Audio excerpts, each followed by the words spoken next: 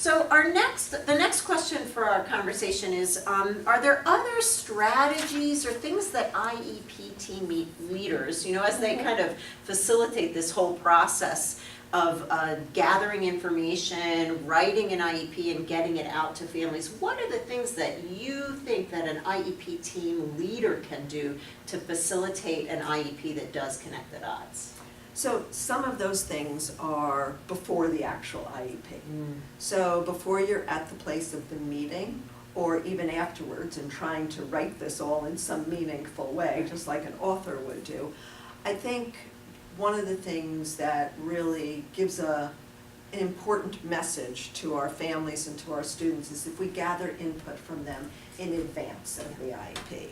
So somebody, and it doesn't have to be the team leader, in different schools and different positions it might be different people, somebody sits down with that student and says, we're going to have a meeting soon to talk about school for you and what we can all do together to make you most successful. And ask the student what they have to say about school and gather input from them, and equally the same thing for a parent. To call a family in advance and say, before we have this meeting, I might ask you in the meeting also what input you have, but let me get some input from you in advance. Find out what questions, what concerns they have.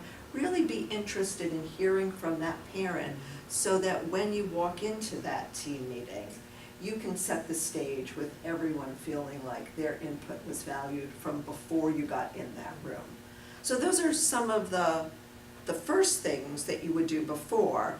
And the next part I would say you might do before, but you might do during the meeting, is to gather real meaningful input from teachers.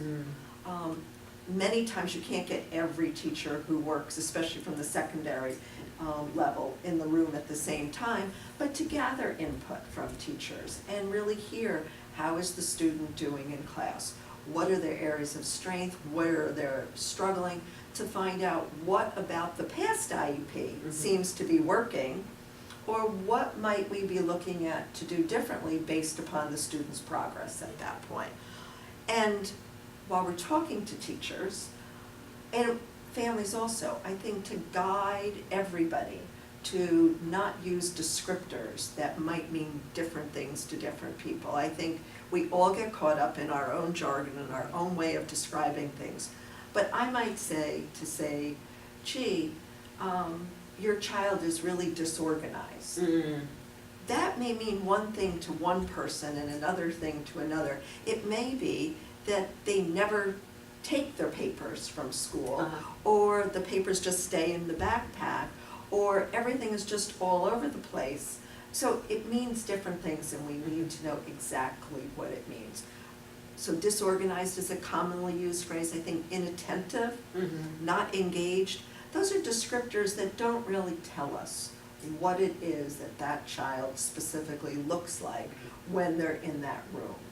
So those would be some of the key things that I think a team leader can guide people away from, and ask more specific probing questions so that we get the important stuff in the IEP. Yeah, so it sounds like instead of these, descriptors that we use, that all of us, to help us understand what's going on, it would be better to get to descriptors that people could agree on, that this student does not arrive with the materials needed for learning, paper, pencil, books, rather than disorganized or unprepared, or those kind of things.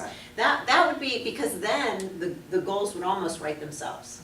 Oh, the goals would definitely write themselves, because you know then what is the way that that disability affects them in their performance, and you know specifically what you need to do to make it look different, and to have this look different at the end of that IEP period.